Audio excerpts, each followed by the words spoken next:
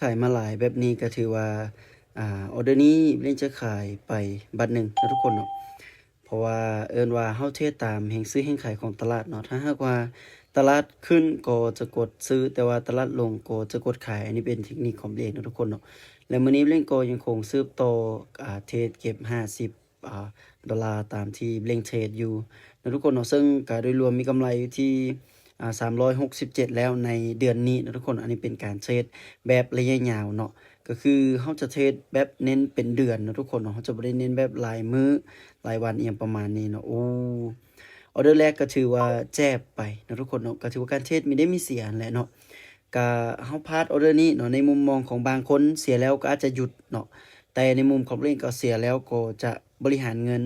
เพื่อที่จะไปต่อเนาะการเดินเงินของเล่นก็ตามที่เล่นได้วางแผนไว้แล้วก็แชร์ไปใน TikTok ในช่องนี้แหละเนาะทุกคนเนาะก็สามารถเลื่อนเบิ่งได้เนาะ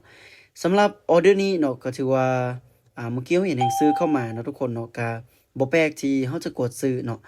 เพราะว่าเป็นจังหวะที่เต็งเทียนเคยมีแห่งซื้อผลักดันราคาขึ้นไปแล้วในออเดอร์นี้เขาก็กดซื้อขึ้นไปแต่ว่าก็ลุ้นเบิ่งนำกันว่าออเดอร์นี้เขาจะวินบ่เนาะทุกคนเนาะเพราะว่าเขาพลาดมา1ออเดอร์เนาะก็ถือว่าเขาพลาดไปตอนนี้ก็คือ11 USDT แล้วเนาะทุกคนเนาะที่ว่าเขาพลาดไปเนาะก็ให้ทุกคนเบิ่งเนาะทุกคลิปที่เร่งอัพลงไปนะทุกคนโอเคให้ทุกคนเบิ่งเป็นกรณีศึกษาเบิ่งเป็นแนวทางสำหรับคนที่มักสายนี้อยู่แล้วเนาะอุ้ยอีกหน่อยเดียวเนาะแต่บ่สามารถขึ้นไปได้ก็บ่เป็นหยังเนาะทุกคนเนาะการเทรดก็คือเร่งได้เว้าตลอดว่ามีได้มีเสียตอนนี้เฮาก็โดยรวมเฮาเสียไปอยู่ที่34 USDT เนาะทุกคนเนาะออเดอร์นี้เร่งไปที่47เนาะเดี๋ยวเฮามาลุ้นเบิ่งนำกันเนาะว่าอ่า แท่งนี้เนาะมันจะลงได้บ่เนาะทุกคนเนาะเพราะว่าเร่งคิดว่าแท่งนี้มีโอกาสขายบันหนึ่งเนาะทุกคนเนาะเพราะว่าอย่างคือเป็นนักเรียนที่มีแห่งขายเข้ามาโคตรหลายเนาะบวกกับวอลุ่มการขายก็ถือว่ามาสูงพอสมควรเนาะก็เฮาเสียไปโดยรวม34 USDT เนาะทุกคนเนาะตอนนี้เนาะสำหรับหลายคนที่ว่าเฮ้ยเป็นหยังเวลาที่เห็นเทรดแล้วมันบ่เสียเนาะ คือทุกคนต้องทำความเข้าใจในนี้ก่อนว่า binary option นะทุกคนเนาะมันเป็นเพียงการเทรดระยะสั้นและทุกครั้งเขามีกำไร 95%ถ้าเขาเสียคือ 100% ในออเดอร์ที่เขาเดินเนาะฉะนั้นออเดอร์นี้เสียไปเล่นก็จะปรับเงินบริหารในออเดอร์ถัดไปวินก็จะกลับมาเดินเท่าเก่าอันนี้คือหลักการการเทรดของมันเนาะที่ว่าเขาต้องทำความเข้าใจเนาะบางคนเนาะว่าเฮ้ยการเทรดมีแต่ได้อย่างเดียว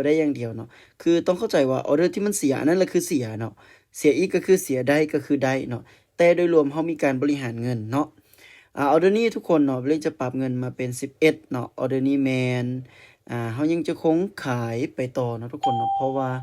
อดีตก็ยังคงเป็นแห่งขายที่เข้ามาหลายเนาะทุกคนเนาะสำหรับเล่นจะขายไปเรื่อยๆขายไปจนกลัวว่าเขาจะเสียแล้วเขาจึงจะเปลี่ยนทิศทางเนาะถ้ามีแห่งซื้อเข้ามาปุ๊บเนาะเล่นก็จะเป็นทิศทางไปเป็นซื้อ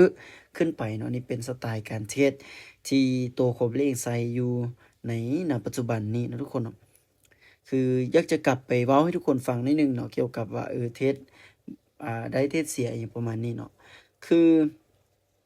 ให้ทุกคนทำความเข้าใจก่อนนะทุกคนเนาะทำความเข้าใจว่า binary คือที่เร่งได้เว้าเนาะทุกคนเนาะว่าเวลาที่เราเทศได้เนาะเทศเสียก็คือเห็นบ่ทุกครั้งเนาะคืออย่างยกตัวอย่างเนาะคือเร่งวินแล้วเนาะตอนนี้เนาะอันนี้คือได้เนาะทุกคนอันนี้คือได้เนาะคือตอนได้เนาะทุกคนเนาะคือวินตอนนี้คือได้เนาะทุกคนเนาะเดียวเฮาจะปรับเงินเป็น11เนาะทุกคนเนาะแล้วทุกคนมาเบิ่งออเดอร์นี้ทุกคนเนาะเร่งจะกดขายบันหนึ่งเนาะทุกคนเนาะถ้าออเดอร์นี้เนาะมันวินอีกเนาะทุกคนเนาะก็คือเร่งวินนะทุกคนเนาะถ้ามันเสียคือตอนนั้นแหละคือตอนที่เสียนะทุกคนเนาะคือให้ทุกคนเข้าใจแบบนี้ แล้วมาเบิ่งว่าเวลาหลังจากที่เฮาได้เฮาก็จะกลับมาเดินเงินสม่ำเสมอเนาะเดินแบบมีวินัยเดินตามแผนแล้วเวลาที่เฮาเสียไปเด้เนาะเฮาเสียไปหรือเฮาผิดพลาดไปเนาะทุกคนเนาะเฮาก็จะปรับเงินเพื่อหยังเพื่อให้ได้ทั้งต้นทุนแล้วก็กำไรกลับมาเนาะอึ๊บอ่ะคืออันนี้คือตอนเสียทุกคนเนาะคือเร่งกดขายแต่มันขึ้นไปเขียวอันนี้คือตอนเสียเนาะอ่ะคือเสียแล้วตอนนี้เนาะ ฉะนั้นเวลาเสียที่สิ่งที่เราต้องเฮ็ดคือหยังเร่งปรับเงินตอนนี้เห็นบ่เนาะเป็น23 USDT เนาะทุกคนเนาะปรับเป็น23 USDT เวลาได้เด้ เฮาจะได้ทั้งต้นทุนแล้วก็กำไรกลับมาเนาะออเดอร์นี้เข้าไปที่ออเดอร์บ่ายบัดนึงเนาะทุกคนเนาะคือตอนที่เบลงไป11เนาะแล้วมันเสียเนาะทุกคนเนาะคือเบลงเสีย11เหรียญแล้วเนาะแล้วเบลงปรับเงินเป็น23 USDT เนี่ยเนาะทุกคนเนาะก็คือถ้าเบลงได้ก็คือจะได้มาที่20ปลาย USDT แล้วรวมทั้งลบต้นทุนลบ11ที่ออกมาเมื่อกี้เนาะออกเมื่อจะได้กำไรอยู่ที่10จุดปลายเนาะ10.85ตามการบริหารเงินของเบลงเนาะทุกคนเนาะให้ทุกคนพอเข้าใจแบบนั้นเนาะโอเคออเดอร์นี้วินอุ้ยเสมอเนาะคือเสมอก็คือแสดงว่าเฮาจะยังเสียอยู่ที่11 USDT เนาะทุกคนเนาะเฮาจะบ่ได้เนาะทุกคนเนาะก็คือเห็นบ่เนาะมันจะส่งเงินคืน23เนาะและแสดงว่าออเดอร์ที่เฮาติดลบคืออย่าง11 USDT ฉะนั้นออเดอร์นี้เฮาจะไปอยู่ที่23อีกครั้งเพื่อให้ได้ทั้งต้นทุนแล้วก็กำไรกลับมาเนาะออเดอร์นี้เล่นเข้าไปที่ออเดอร์บ่ายบัดนึงซะเนาะทุกคนเนาะเพราะว่าเขาจะเห็นว่าแห้งขายมันหลายเกินไปเนาะฉะนั้นอาจจะมีกลุ่มคนบางกลุ่มคนที่พอใจในราคานั้นแล้วทำการกดซื้อขึ้นไปฉะนั้นเฮาก็ต้องมาลุ้นเบิ่งนำกันนะว่าแท่งนี้มันจะปิดเป็นแท่งเขียวให้ได้บ่เพราะว่าหยังนะทุกคนเนาะคือถ้าปิดบ่ได้ในจังหวะนี้เฮาจะเสียเงินไปที่34 USDT เนาะแต่ถ้าวินแม่นเฮาจะได้กำไรลบต้นทุนลบ23ลบ11ออกมาแล้วเฮาจะเหลือกำไรอยู่ที่10.85เนาะทุกคนเนาะออเดอร์นี้วินวินปุ๊บทุกคนเขาได้มา44แม่นบ่44แสดง44.85แสดงว่ามาลบให้กับ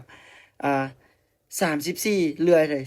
10.85เนาะอันนี้เป็นหลักการบริหารเงินเนาะหลังจากวินปุ๊บเล่นก็จะกลับมาเดินเงิน1อีกครั้งนะทุกคนเนาะ11อะไรเนาะทุกคนก็คือกลับมาไม่ที่1คือ11นะทุกคนเนาะออเดอร์นี้เนาะทุกคนเนาะออเดอร์นี้แมนเฮาจะทำการซื้อบัดนึงเนาะทุกคนเนาะเพราะว่าเฮาซื้อแล้วเฮาวินเนาะเฮาก็จะต้องซื้อไปเรื่อยๆซื้อไปจนกลัวเฮาจะเสียเงินเนาะทุกคนเนาะอันนี้เป็นสไตล์การเทรดของบลิงเนาะทุกคนเนาะก็เพื่อว่าหลักการทุกอย่างบลิงก็อธิบายมาแล้วเนาะฉะนั้นต่อไปนี้เฮาจะเริ่มเข้าสู่การวิเคราะห์แบบเต็มตัวเพื่อให้เฮาบรรลุเป้าหมายแบบไวๆเนาะทุกคนเนาะก็คือ50 USDT นั่นแหละคือเป้าหมายของเฮาเนาะออเดอร์นี้ขึ้นในบ่5วิสุดท้ายโอ้โหขึ้นโอ้ยเนาะไปอีกหน่อยหนึงก็บ่ว่าเนาะทุกคนเนาะสรุปก็คือขึ้นบ่ได้เนาะขึ้นบ่ได้แม่นเฮาจะปรับเงินเพื่อให้ได้ตัวเองได้ทั้งต้นทุนแล้วก็กำไรกลับมาเนาะทุกคนเนาะก็คือเฮาเดิน11 23 47เนาะ97 100ปลายจนว่าเฮาจะเสียไป7ออเดอร์ติดนะทุกคนเนาะ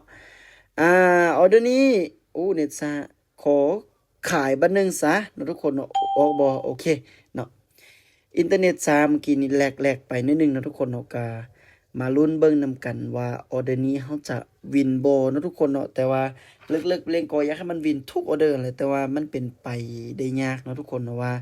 การเทรดของเฮานั้นจะวินไปทุกออเดอร์นี่ก็ถือว่ายากพอสมควรเนาะแล้วบัดนี้เฮามาเบิ่งว่าการที่ได้50 USDT ทุกมื้อนี่ดีบ่ดีเนาะทุกคนเนาะแต่ว่าในที่นี้ก็คือมันแลกมาด้วยความเสี่ยงอยู่บนว่าเฮาใช้ต้นทุนต้อง 3,000 เนาะก็เกือบ100กว่าล้านเนาะทุกคนเนาะในการลงทุนในครั้งนี้บ่แม่นว่าเล็กลงทุนน้อยๆเนาะในการเก็งกำไรในเทื่อนี้เนาะก็คือได้เสียก็เป็นอีกเรื่องหนึ่งเนาะทุกคนเนาะตอนนี้ก็ถือว่าได้กำไรอยู่ที่ 42.8 และอีกออเดอร์หนึ่งเนาะอีกออเดอร์หนึ่งออเดอร์นี้ซื้อหรือขายดีบ่เนาะทุกคนเนาะขอขายไปซะเนาะทุกคนเนาะเพราะว่ายังคงโอ้โหแห่งซื้อมาเต็ม 100% ออเดอร์นี้มีโอกาสเสียโคตรสูงเลยทุกคนเนาะฉะนั้นออเดอร์นี้คือถ้าลงมานี่โคตรดีแต่ถ้าขึ้นไปนี่ก็ถือว่าเป็นเรื่องปกติเนาะเพราะว่าแห่งซื้อเข้ามาเต็ม100สักขนาดนั้นโอ้โหขึ้นไปน่าจะเสียแล้วแหละเนาะทุกคนสำหรับออเดอร์นี้เนาะจะบ่ได้คาดหวังอีหยังมันคือเร่งได้ว้าวเนาะเร่งใส่ทุนค่อนข้างสูงเกือบ100ล้านในการลงทุนในเทื่อนี้เนาะและเก็งกำไรเพียงแต่มื้อละล้านเนาะทุกคนเนาะถ้าได้ก็ดีถ้าเสียนี่ก็เป็นอีหยังที่หนักเติบใดเนาะทุกคนเนาะในการลงทุนขนาดนี้และไผที่กำลังลงทุนอยู่เนาะทุกคนเนาะก็ให้เฮามีความรู้แท้ๆเงินมันบ่แม่นว่ามันจะหามาง่ายๆทุกคนเนาะก่อนที่เฮาจะได้เงินแบบเอามาลงทุนแบบนี้มันก็ยากนะเนาะ ฉะนั้นเราควรเห็นคุณค่าของเงินเนาะเราควรมีความมั่นใจในตัวเองว่าเราเฮ็ดได้แท้ๆเราจึงตัดสินใจเนาะเอาออเดอร์นี้ไปที่ออเดอร์บ่ายเนาะทุกคนเนาะเราไป23 USDT เนาะต้องมาลุ้นเบิ่งนำกันว่าเราจะวินบ่ถ้าวินออเดอร์นี้คือจบเลยทุกคนเนาะถ้าหากว่าเสียก็อาจจะบริหารเงินขึ้นไปในออเดอร์ถัดไปคือไปที่47 USDT เนาะทุกคนเนาะแต่กับภาวนาให้วินนะทุกคนเนาะเพราะว่าแห่งซื้อยังคงหลายอยู่นะทุกคนเนาะฉะนั้นออเดอร์นี้ก็ถือว่าขึ้นไปโคตรงามเนาะฉะนั้นเนาะทุกคนเบลงจะบอกทุกคนอีกเทื่อนึงย้ำอีกตลอดว่าการที่จะลงทุนอีหยังก็ตามเนาะเฮ็ดหยังก็ตามเราต้องมีความรู้กับสิ่งนั้นเป็นหลักเนาะก็คือมีความรู้แท้ๆนะทุกคนเนาะบ่แม่นมีความรู้แบบพอประมาณแล้วไปเฮ็ดนะเนาะทุกคนเนาะโอเคสำหรับคลิปนี้เนาะทุกคนเนาะมื้อนี้เราก็ถือว่าได้กำไรอยู่ที่53.65ถือว่าเกินเป้าเนาะเป้าของเราคือ50กำไรมาที่3จุดปลายเนาะแล้วเลยจะให้ข้อคิดกับทุกคนน้อยหนึงเนาะสำหรับคนที่เลื่อนไม่เห็นคลิปนี้เนาะก็อยากจะบอกทุกคนว่าคลิปนี้บ่ได้เป็นการสักส่วนแต่อย่างใดแต่เป็นการแชร์ความรู้ที่อยากให้ทุกคนเห็นถึงแนวทางวิธีการเห็นถึงข้อดีและข้อเสียเห็นถึงความเสี่ยงของมันเนาะทุกคนเนาะว่าการที่เฮาเก็บมือ50เฮาใส่ทุนสูงนี่ก็บ่ได้หมายความว่ามันจะได้ตลอดมันก็มีความเสี่ยงเนาะถ้าเสียก็คือเสียเลยเนาะโอเคทุกคนเนาะสำหรับคลิปนี้ก็ประมาณนี้ย้ำว่าการลงทุนมีความเสี่ยงเด้อทุกคนเด้อบ๊ายบาย